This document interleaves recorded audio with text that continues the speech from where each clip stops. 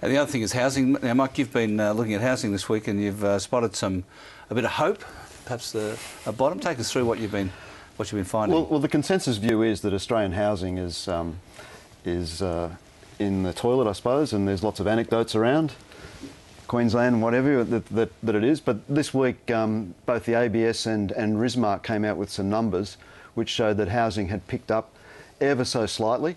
And I think it's a hopeful sign. It also reflects what's been going on around the world, because you've got Canada, for example, sailed on through the GFC as if it never happened. In the US, you've got, again, a similar process, but perhaps a longer bottom there. And there's not just home prices in the US, but there's a whole raft of housing statistics that have picked up. Like new home sales as well. Absolutely. And it's not just those countries. You've got New Zealand are record home prices. Across Northern Europe, you've got almost housing bubbles. Well, in Norway, Switzerland, and countries like that. Even Hong Kong has got a very strong housing market. So what I'm saying is I wouldn't get carried away, but it is, as you said right at the outset, some hopeful signs there, and hopefully it will continue.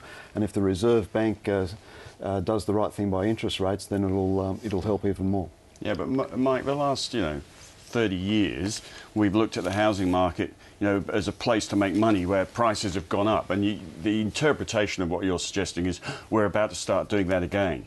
We're not going to do that again. It's not going to come back. Well, you've had 33 years of asset price appreciation that is not coming back. And so this sort of, we must get in because it'll be a bottom. No, I'm not saying that at all. But what you're reflecting is a consensus view, and I think that's very well widely held. And I think people were surprised during the week when both Rismark and ABS came out with those numbers, which were slightly positive.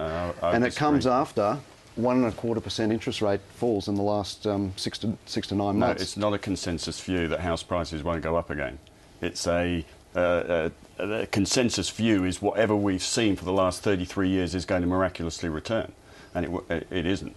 That's what I'm saying, and that's not consensus view. Consensus view, I think everybody should start factoring in not making any money out of your house for the next 30 years, and when you do, you'll be happy. But everyone's expecting it, and they're going to be unhappy.